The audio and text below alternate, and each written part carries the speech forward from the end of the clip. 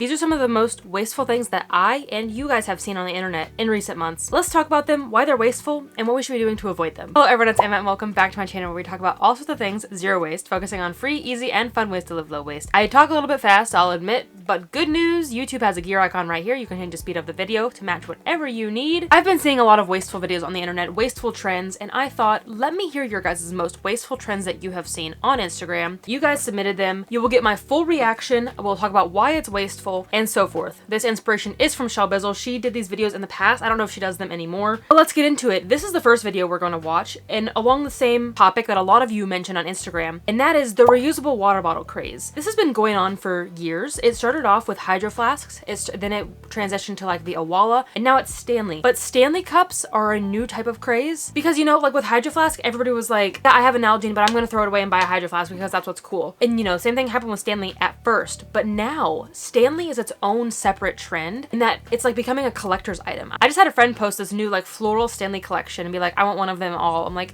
you don't need 4 reusable water bottles or more. I already think I have a lot and I have 2. They have different purposes, but anyway, because what are you going to do with it? Are you truly going to use 4, 5, 6, 10 reusable water bottles? Maybe, you know, maybe people are changing them out with their outfit or the season. That's silly to me, but like if it's part of your outfit or whatever, I can kind of understand, but also just buy a black or a white one. Buy a neutral one and then it'll match everything, or just buy it in your favorite color, and if it doesn't match your outfit, that's okay. But especially with a product like Stanley, it is high quality, it is durable, it is built to last. I know people who have had their Stanleys for decades. It's not a product that you need multiple of in your lifetime, let alone all at the same time. Anyway, that leads us to this video I saw. Let's just watch, shall we? So first off, we have the Stanley slime. This Stanley in particular makes me so angry because it was like their Valentine's themed with like a little heart. I thought the heart was included on the water bottle. The heart is just the label. Anyway, this person made also clear slime just for the sake of memorializing the label. I get the joke. I get the joke. The joke is to like put the Stanley into the white slime and the Stanley will color the slime. But she actually turned on her machine, here we go, with the Stanley in it, which ruined the perfectly good brand new cup, brand new. And look at this equipment. That equipment has to be expensive. She literally risked ruining her equipment with a joke. And like, I surely thought too, I thought it was just a bit until she pulled the Stanley out, and the Stanley is clearly damaged. Like, I don't know if she damaged it another way. What a waste of a brand new cup. For views, I guess do it for the views. But I think honestly, had she just done it as a bit, not actually turned the machine on, it still would have gotten good views. It was still funny. So anyway, I know this is a one-off, but it kind of went along with the water bottle trend. And this type of waste I see all the time on the internet for views, for clout, and a lot of you said the same thing. So let's look at your suggestions now. Viral Crackle coffee. Oh,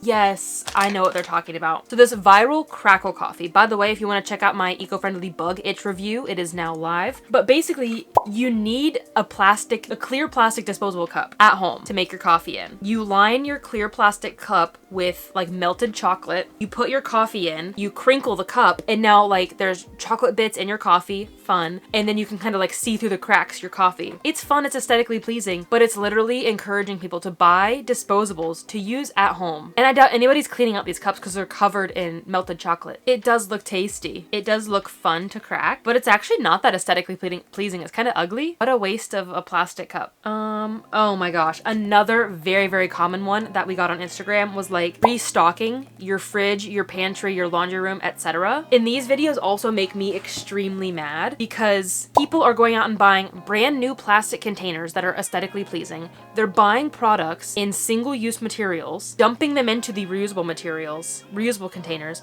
and then instantly throwing that container away. And like, I get it. It's much more aesthetically pleasing to have like a clear plastic or clear glass jar with a dispenser for your Tide detergent than that bright orange Tide jug. I get it. But have you heard of a bulk store, a refill store? Because you can have that aesthetic. You can have that, you know, clear plastic, that glass. Like if you want to achieve that aesthetic, find a refill store, find a bulk store and fill up your jar right there at the store, skipping the middleman of the plastic jar. And this detergent is also probably better for you and your kids and your pets anyway. I understand this trend at least. Like I simply don't understand the Stanley craze, but there are so many better ways to partake in this trend and partake in this lifestyle, in this aesthetic, in a more eco-friendly way. Also better for you, and honestly, probably cheaper anyway.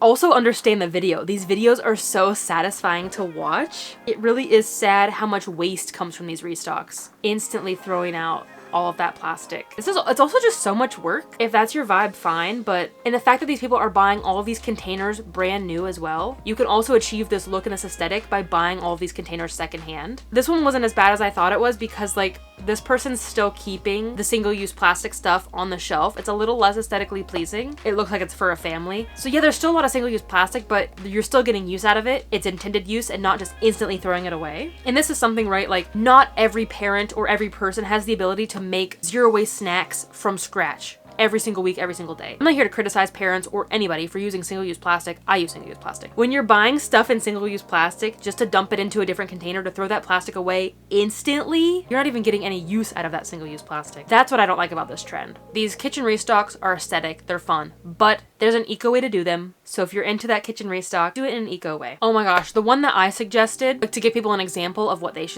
could put into my question box. This is a new trend where it's like I don't even know what to call it. It's like a white face spray. The only purpose is to identify like micro hairs on your face so you know what to dermaplane away. And my friend Alyssa said it best. If you can't see that hair with a naked eye, there's nothing to dermaplane off. And this spray is so wasteful. When also like you could just dermaplane your entire face. Skip the spray or leave it because body hair is natural. You probably can't tell from this distance, right? Like I have peach fuzz all over my entire face. Sometimes I dermaplane it off, but most of the time I just leave it. Now if I were to show you my face up close or use this spray, you could definitely see it. But I'm not talking to people this close. I'm not filming myself this close. I don't know. And like, I also understand like everybody's got their own beauty standard, but there's a way to achieve that without wasteful products like this face spray. A lot of people suggested this one as well, and I see these videos more often than I would like to, and that is people using food waste to get views.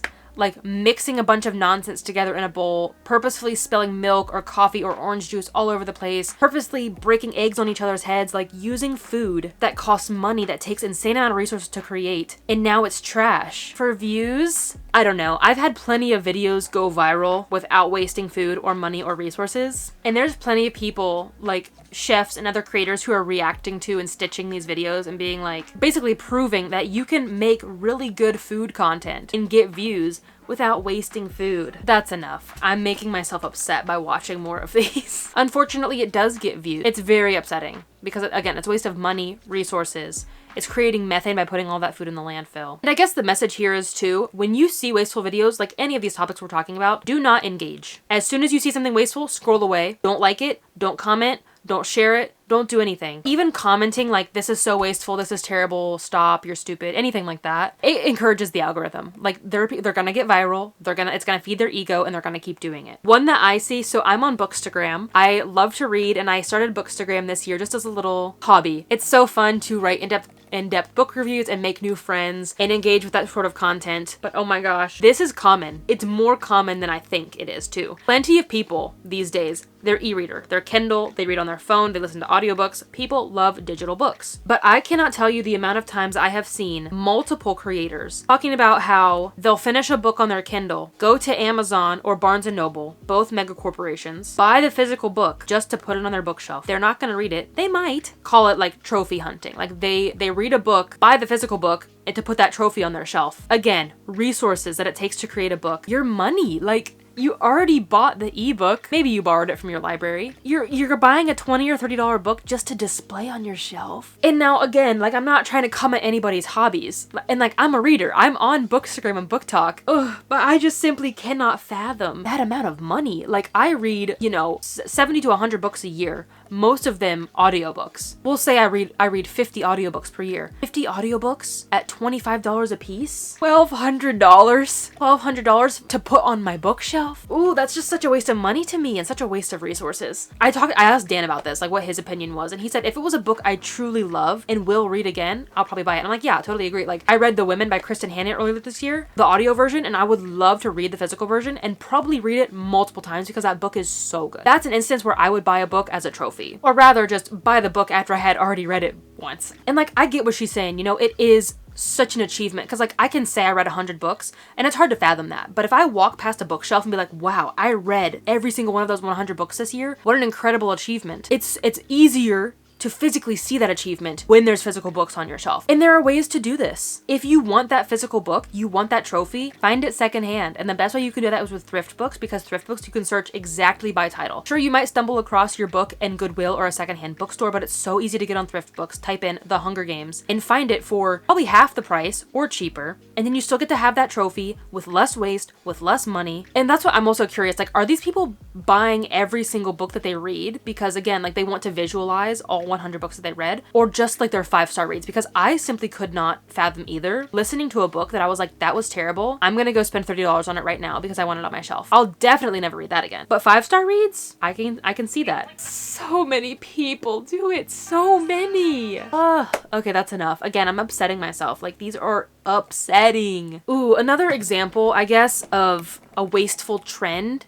is just that the trend cycle is so fast these days that you don't even have time to use all of your product before a new item is trending. And what I mean is, like, you know, say there's a trending mascara right now, and then next month there's a new trending mascara. I only got 1 month out of the current trend's mascara before I'm like, oh, I need to throw it away and get on the new trend. Same with face oil, with shampoo, with hair dye, with shirts, with water bottles, all of that stuff, right? The trends cycle through so fast these days that you don't even get the full use out of that product before the new trend is in. So I guess my biggest advice here is to just not be part of the trend cycle. You know, find your own style, find your own personal skincare and hair care and beauty routine that work for you and your skin type and your hair in whatever suits you best. You don't have to be part of all these trends. Save your money, reduce the waste. Gosh, all of these really also come down to just the amount of wasted money. Gosh, if you want to save money, just quit buying stuff. Quit buying into all these trends. That is all for today. I'm a little heated. I think I need to go take a walk now. Again, if you see wasteful content, do not engage, do not inflate their ego, do not feed into exactly what they want, and that is virality. If you want to achieve any of these things, like you are a reader, you want to have a cute, organized kitchen, as I said, there are eco-friendly ways that you can do basically any of these trends. And again, my other advice is just don't partake in trends, you know? Read how you want to read, use the skincare you want to use